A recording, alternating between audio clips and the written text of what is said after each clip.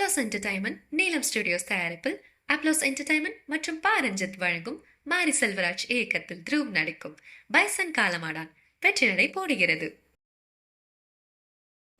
Hello viewers, welcome to filmi craft. நான் உங்கள் அருண். இந்த எபிசோடில் டூட் படம் எப்படி இருக்குது அப்படின்னு தான் இங்கே நம்ம பார்க்க போகிறோம். இந்த படத்துடைய கதையை நான் இங்கே சொல்லலை. காரணம் என்னென்னா, வழக்கம் போல் படத்துக்கு போயிட்டு வந்ததுக்கப்புறம் தான் அந்த படத்துடைய ட்ரெய்லர் கட்டே நான் பார்த்தேன். ட்ரெய்லர்லேயே அவங்க பல விஷயங்கள் எதுவுமே ரிவீல் பண்ணாமல் தான் அந்த கட்டை ப்ரெசென்ட் பண்ணியிருக்காங்க. அதனால் அந்த லெவல்லே போய் படத்தை நீங்கள் பாருங்கள். அப்போ தான் நான் என்ஜாய் பண்ண ஒரு சில விஷயங்களை உங்களாலேயும் என்ஜாய் பண்ண முடியும் அப்படின்னு நான் நம்புகிறேன். அதனால் நான் கதையை இங்கே சொல்லலை. இந்த படத்தை கீர்த்தீஸ்வரன் அப்படிங்கிற ஒரு நபர் தான் இதை எழுதி இயக்கியிருக்காப்புல. பிரதீப் ரங்கநாதனுக்குனே ஒரு டெய்லர் மேட் ரோலை தான் அவர் உருவாக்கி அதுக்கு பிரதீப் ரங்கநாதனை காஸ்ட் பண்ணியிருக்காப்புல. இந்த படத்தை பொறுத்தளவுக்கு இதனுடைய பலம், இதனுடைய ரைட்டிங் தான். குறிப்பாக அந்த படத்துடைய ஃபர்ஸ்ட் ஹாஃப். இது ஒரு ரொமான்டிக் காமெடி படம் தான். இருந்தாலும் ஆமாம், இதுக்கப்புறம் இதான் நடக்க போகுது அப்படின்னு நம்ம எது நினைக்கிறோமோ அது இல்லாமல் கம்ப்ளீட்டாக வேறு ஒரு சம்பவம் புதுசாக நடக்கும். அப்படி நம்ம ப்ரிடிக்ட் பண்ண முடியாத அளவில் பரபரப்பாகவே ரொம்ப ஜாலியாக ஒரு ஃபன் மோடில் அந்த படத்துடைய ஃபர்ஸ்ட் ஹாஃப் ஃபுல்லாக எடுத்துகிட்டு போயிட்டு நம்ம எதிர்பார்க்காத ஒரு மொமெண்ட்டில் அந்த இன்ட்ரோல் பிளாக்கை அவங்க ஓப்பன் பண்ணது, அங்கே கிரியேட் ஆன ஒரு சின்ன எமோஷன்ஸு அப்படிங்கிறது சூப்பராக இருந்தது. ஸோ அந்த படத்துடைய ஃபர்ஸ்ட் ஹாஃப் இதுக்கு மிகப்பெரிய பலம் அப்படின்னு தான் நான் சொல்லுவேன். பிரதீப் ரங்கநாதனை பொறுத்தளவுக்கு அவருடைய கதாபாத்திர தேர்வில் அவர் ரொம்ப கிளியராக இருக்கிறார். அதாவது வழக்கமாக ஜாலியாக ஃபன் பண்ணக்கூடிய ஒரு இளைஞன் தான் நான். ஆனால் அந்த கதாபாத்திரத்துக்கு பர்ஃபார்மன்ஸுக்கான ஸ்கோப் இருக்கணும் அப்படிங்கிறது தெரிஞ்சு தான் அவர் கதாபாத்திரத்தை சூஸ் பண்ணுறாரோ அப்படிங்கிற மாதிரி எனக்கு தோணுச்சு. ஏன்னா சின்ன சின்ன விஷயங்களை ரொம்ப அழகாக பண்ணியிருந்தார் அவர். குறிப்பாக அந்த குழந்தையோட செல்ஃபி எடுக்கக்கூடிய அந்த சீக்வன்ஸ் ரொம்ப நல்லா பண்ணியிருந்தார் அவர். மமிதா பைஜுவை பொறுத்தளவுக்கும் அந்த கொடுத்த கதாபாத்திரத்தை அவ்வளவு நேர்த்தியாக கொண்டு வந்திருக்காங்க. ரொம்ப ஒரு நல்ல பர்ஃபார்மன்ஸ் இந்த படத்தில். ஏன்னா பிரேமலுவில் த கேர்ள் நெக்ஸ்ட் டோர் அதே நேரத்தில் ஒரு அழகு பதுமையாக பார்த்த ஒரு பொண்ணு. இந்த படத்தில் அது காமெடி, எமோஷன்ஸு, ஆட்டம் பாட்டோன்னு எல்லாத்துக்குமான ஸ்கோப் இருக்குது. அது ரொம்ப அழகாகவே கொண்டு வந்திருக்காங்க அவங்க.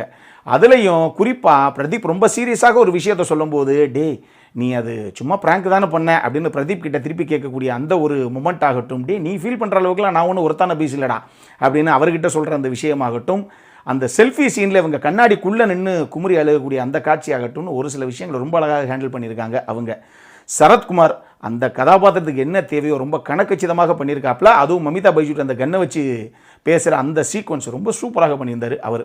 இந்த 3 பேர் போக ரோஹிணி ஆகட்டும், டிராவிட் செல்வம் ஆகட்டும், ஹிருது ஹருண் ஆகட்டும், இவங்க எல்லாரும் அவங்கவுங்க கொடுக்கப்பட்ட கதாபாத்திரத்தை நீட்டாக கொண்டு வந்திருக்காங்க. Telugu actor, comedy actor Sathya, அவர் ஒரு சின்ன ரோலுக்கு தான் வந்திருக்காப்புல. அது தெலுங்கில் அந்த படத்தை ப்ரொமோட் பண்ணணுங்கிறதுக்காக அவர் உள்ள எழுத்து வச்சுருக்காங்க. நம்ம யோகி பாபு ஒரு சில படத்தில் போடுவாங்கல்ல, அந்த மாதிரி பேரளவில் உள்ளே வந்துட்டு போயிருக்காப்புல அவர் தான். மற்றபடி அவரை பெருசாக எங்கேயுமே இவங்க யூஸ் பண்ணல. ஊரும் பிளட்டு பாட்டு சரியான தியேட்டர் மெட்டீரியல், வேறு லெவல் வைபு. சாய் அபியங்கர் அட்டகாசமான ஒரு கம்போசிஷன் அந்த பர்டிகுலர் பாட்டே. அதே நேரத்தில் இன்ட்ரோல் பிளாக்கில் அந்த வோக்கலை ப்ளேஸ் பண்ண விதமாகட்டும், செகண்ட் ஹாஃபில் ஒரு சில எமோஷனல் சீக்வன்ஸுக்கு ஒரு சில இடங்களில் வோக்கல், ஒரு சில இடங்கள் இன்ஸ்ட்ருமெண்டலாக அந்த சீனை கேரி பண்ண விதமாகட்டும்னு சொல்லி சாய் அபியங்கரும் ஒரு சில காட்சிகளை அட்டகாசமாக அடுத்த கட்டத்துக்கு எலிவேட் பண்ணிட்டு போகத்தான் செஞ்சுருக்காப்புல.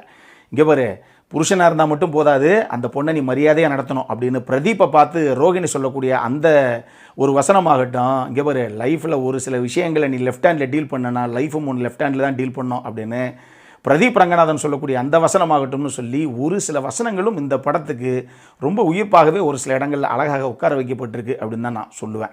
சரி, இதெல்லாம் ஒரு பக்கம் இருக்கட்டும். அந்த படத்தில் என்ன சார் பிரச்சனை அப்படின்னு கேட்டிங்கன்னா, செம்ம ஃபன்னாக சட்டுன்னு சிட்டாக பறந்துருது இந்த படத்துடைய ஃபர்ஸ்ட் ஹாஃப். வேற செகண்ட் ஹாஃப் போகும்போது கொஞ்சம் டோன் டவுன் பண்ணி கொஞ்சம் எமோஷனலாக நிறைய ப்ளே பண்ணியிருக்காங்க. இதுவே ஒரு சில இடங்களில் சப்ஜெக்டிவாகத்தான் ஒர்க் அவுட் ஆகும். உதாரணத்துக்கு அந்த எமோஷன்ஸ் உங்களுக்கு நல்லா கனெக்ட் ஆச்சு அப்படின்னா இன்னும் பெட்டரான ஒரு எமோஷனலாக உங்களுக்கு நல்லா கனெக்ட் கிடச்சி இன்னும் என்ஜாய் பண்ணுவீங்க. இல்லை அப்படின்னா என்ன சார் கொஞ்சம் கிரிஞ்சாக இருக்கோ அப்படிங்கிற மாதிரி கூட உங்களுக்கு தோணலாம். ஏன்னா இந்த படத்தில் பிரதீப்பே ஒரு வசனம் ஒன்று வைப்பாப்ல, இன்றைக்கெல்லாம் அடுத்தவனுடைய ஃபீலிங்ஸை கிரிஞ்சாக பார்க்குற ட்ரெண்டில் தாண்டா இருக்கும் அன்றைக்கி அப்படின்னு. அது இந்த படத்துடைய அந்த எமோஷனல் சீக்வன்ஸுக்கும் கொஞ்சம் பொருந்தும்.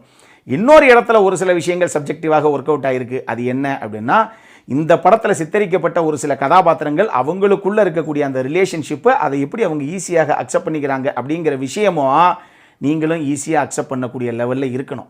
அதை ஈஸியாக நீங்கள் அக்செப்ட் பண்ணிக்கிட்டீங்கன்னா இந்த படம் இன்னும் உங்களுக்கு நல்லா பெட்டராக ஒர்க் அவுட் ஆகும். செகண்ட் ஹாஃபில் ஃபர்ஸ்ட் ஹாஃப் டெஃபினட்டாக என்ஜாய் பண்ணுவீங்க. செகண்ட் ஹாஃபில் சொல்கிறேன் இன்னும் நல்லா ஒர்க் அவுட் ஆகும்.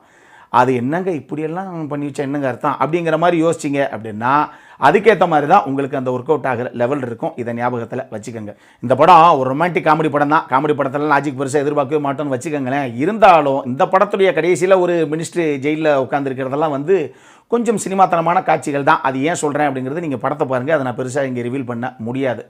இப்படியும் ஒரு சில விஷயங்கள் இன்னொரு பக்கம் இருக்குது. மொத்தமாக இந்த படம் எப்படி இருக்குது அப்படின்னு கேட்டிங்கன்னா, நம்மளை பொறுத்தளவுக்கு செம்மையான ஒரு ஃபர்ஸ்ட் ஹாஃபு, ஒரு ஓகேஷான ஒரு செகண்ட் ஹாஃபு, ரெண்டும் சேர்ந்தது தான் இந்த டூட். இது ஒரு ரொமான்டிக் காமெடி படம் தான். பட் இருந்தாலும் வித்தியாசமான ஒரு கதைக்களத்தோட ஒரு படம். என்கிட்ட கேட்டால் ஒரு தடவை ட்ரை பண்ணி பார்க்கணும் அப்படிங்கிறவங்க பாருங்கள். அடல் கானடை பொறுத்தளவுக்கு இந்த படத்தில் எந்த விஷயமும் பெருசாக செக்ஷுவலி அப்படி இப்படின்லாம் போர்ட்ரே பண்ணப்படலை. பட் இருந்தாலும் ப்ரொஃபானிட்டி இஷ்யூஸ் ஒரு சில இடங்களில் இருக்குது. அதை பீப் போட்டு தான் வச்சுருக்காங்க. இருந்தும் இது UA 16+ தான் மக்களே, ஞாபகத்தில் வச்சுக்கோங்க. இந்த படம் இன்னைக்கு தியேட்டர்ஸில் வெளியாகிருக்கு. அப்புறம் என்ன, இதே மாதிரி இன்னொரு வீடியோவோட அடுத்த முறை உங்களை சந்திக்கிற வரைக்கும் இட்ஸ் அருண் சைனிங் ஆஃப்.